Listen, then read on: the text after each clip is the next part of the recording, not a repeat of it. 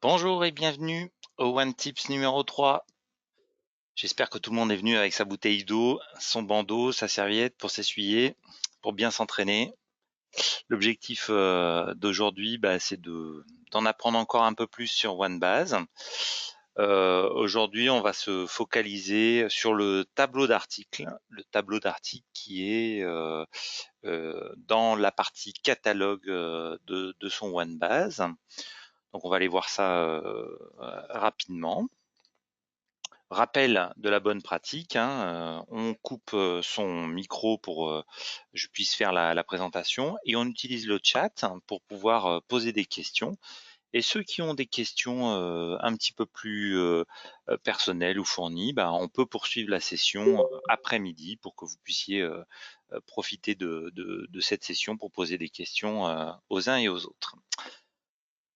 Voilà, donc on va commencer. Le but de la présentation, c'est de travailler sur notre tableau d'articles. Donc on va se connecter à notre OneBase de test comme d'habitude.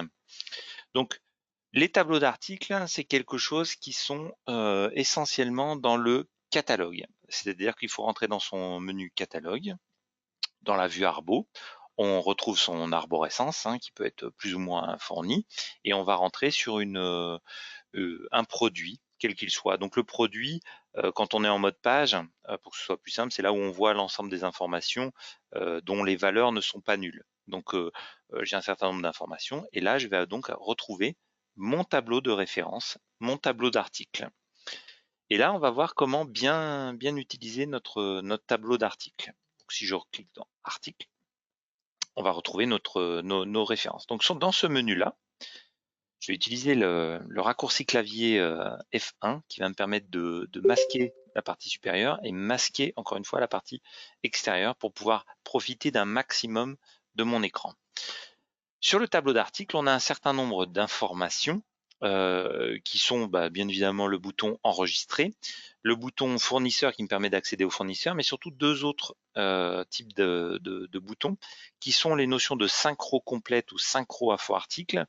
C'est des boutons qui apparaissent lorsque on a des informations qui sont synchronisées avec le catalogue. C'est-à-dire qu'on a du pré-référencement.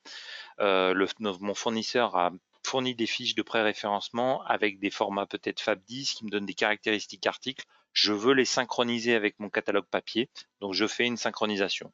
Ça demande un paramétrage important, donc c'est pas l'objet de cette présentation-là, mais c'est juste pour dire que dans cet onglet article, on a le bouton synchroniser.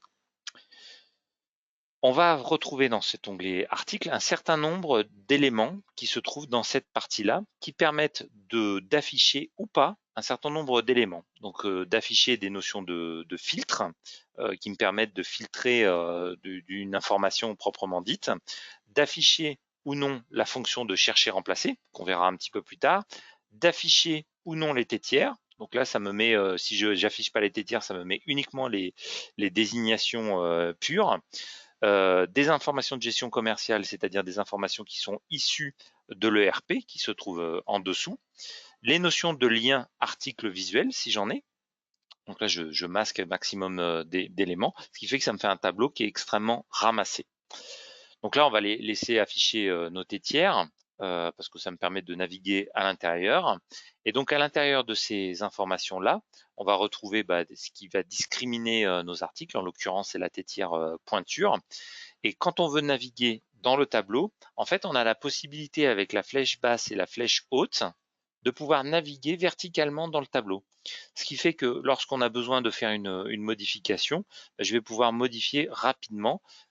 Si c'est marron, noir, clair, je vais pouvoir descendre plus rapidement noir, clair pour modifier.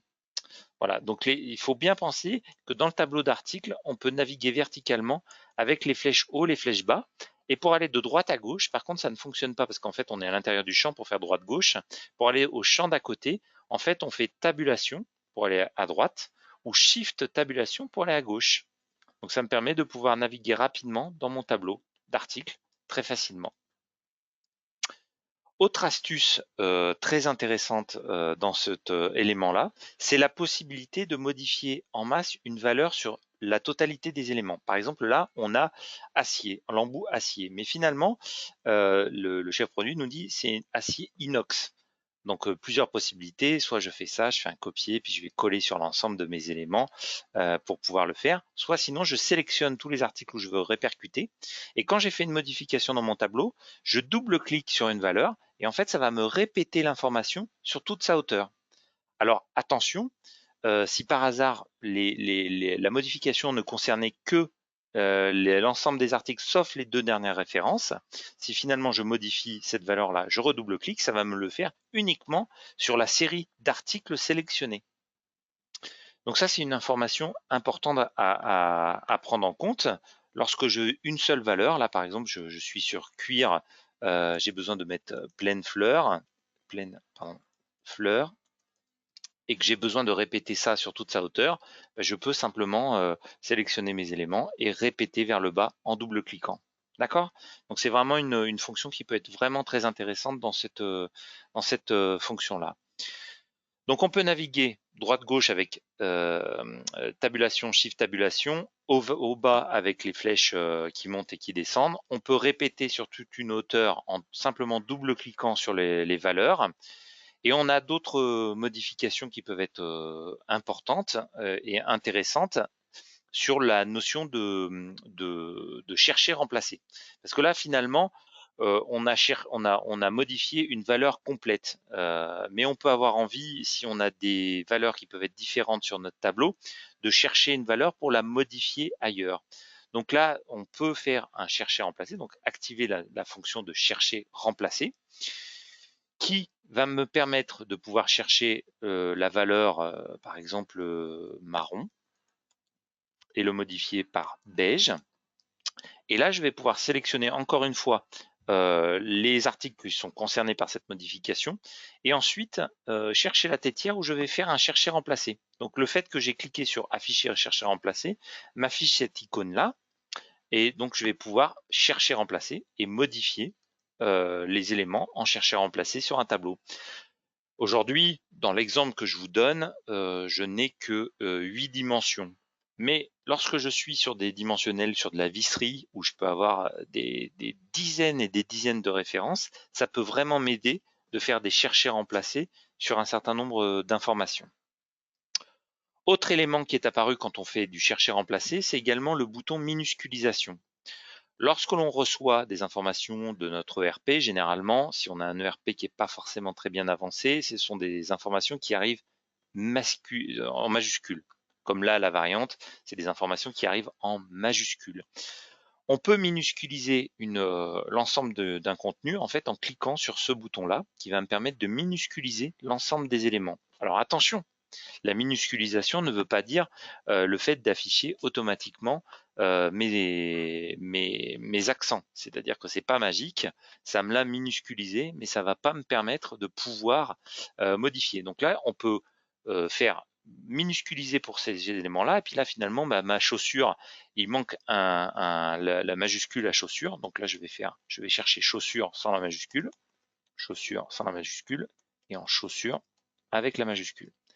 Donc là, je fais chercher remplacer et ça va me permettre de modifier mes valeurs directement sur les chaussures. Là, en l'occurrence, il y a 2 espaces. Je ne sais pas pourquoi. Il y a 2 espaces et un espace. Je ne suis pas sûr que ça fonctionne. Si ça fonctionne, il m'a cherché le double espace pour me le remplacer en un seul espace. Idem là, par exemple, pour le P, l'espace P que je vais remplacer par un espace P majuscule que je peux remplacer pour que ce soit plus homogène sur l'ensemble des éléments. Si je n'avais pas mis espace P, il m'aurait transformé le P de coupure également ici. Donc ça me permet de modifier rapidement sans être obligé de passer de ligne à ligne pour faire ce type de modification. Attention, très important, lorsque j'ai fait tous ces traitements, tant que je n'appuie pas sur le bouton enregistrer, rien n'a été affecté dans la base. Donc toujours penser à utiliser le CTRL S qui me permet d'enregistrer toutes les modifications. Donc là, il me met en jaune tout le tableau, tout qui a été modifié. Donc ça peut être vraiment intéressant de pouvoir travailler de cette manière-là dans mon tableau. Ce que l'on va trouver également dans mon tableau, ça va être la possibilité de masquer des informations. On voit qu'effectivement, quand je suis en mode page, tout un tas d'informations comme les variantes, les modèles, les embouts, où finalement cet embout, il est acier quelle que soit sa dimension. Donc finalement, c'est pas très intéressant d'afficher cette notion à ce niveau-là.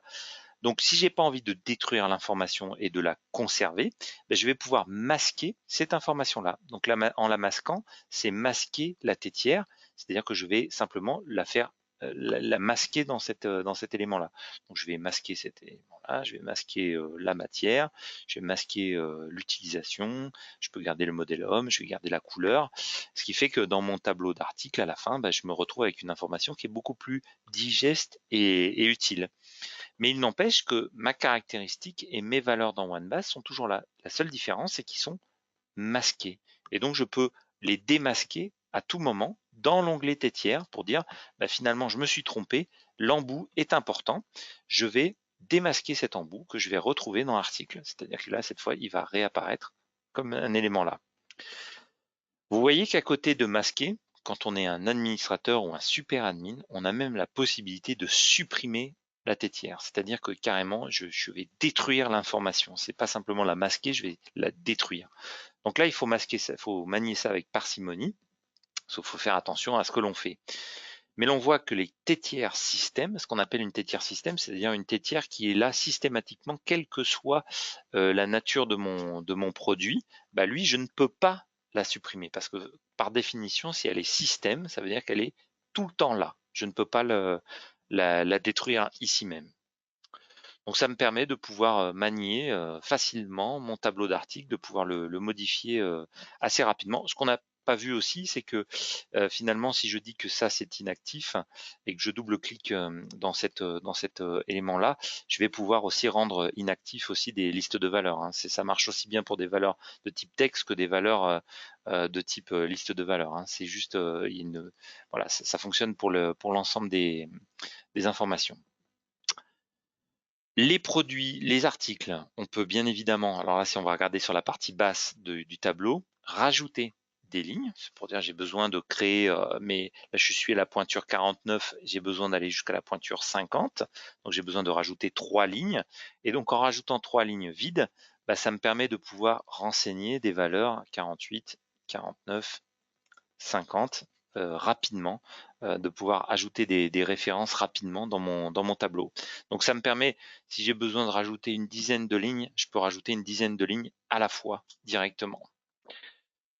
Bien évidemment, on a toujours les mêmes boutons, c'est-à-dire que là, si je peux, par exemple, là j'étais sur la déclinaison des beiges noirs, et puis finalement j'ai besoin de la déclinaison des bleus verts, je peux prendre l'ensemble de mes références, dupliquer mes valeurs.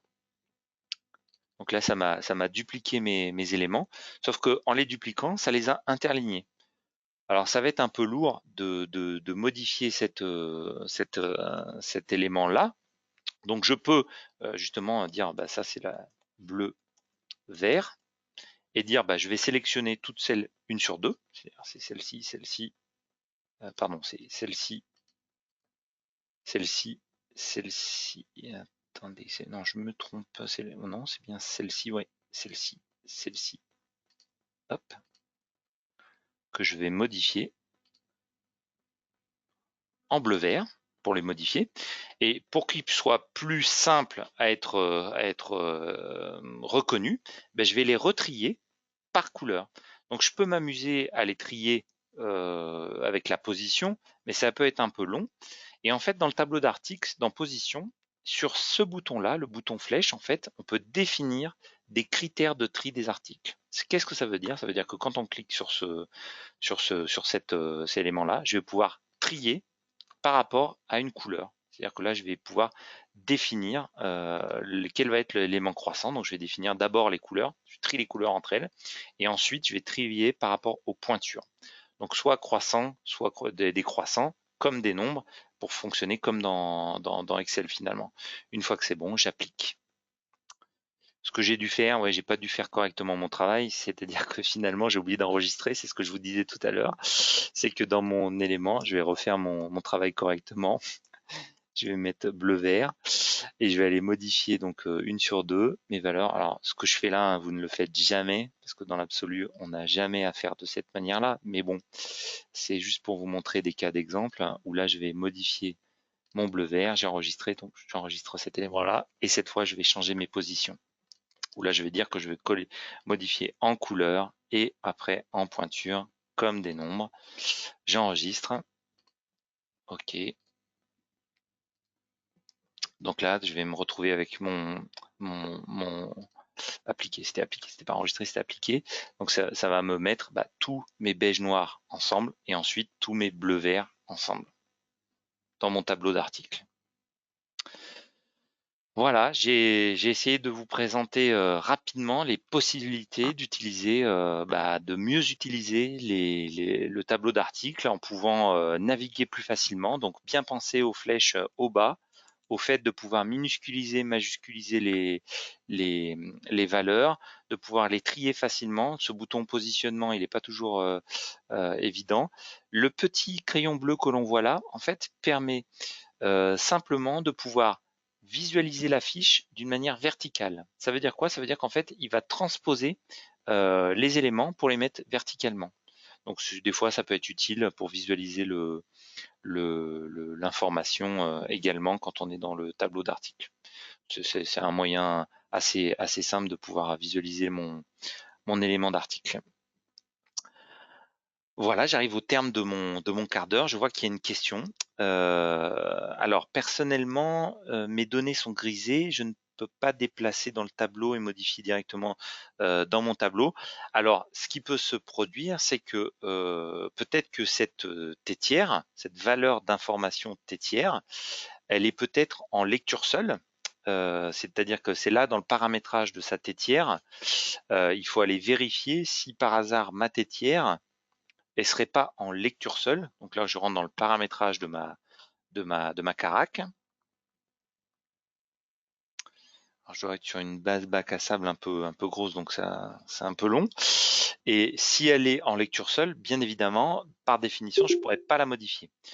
L'autre chose, c'est de vérifier si mon rôle en tant que celui qui va saisir, il a le droit de modifier cette valeur-là. Donc, lorsque l'on est sur cet élément-là, donc il faut vérifier si cette valeur-là, elle n'est pas en lecture seule.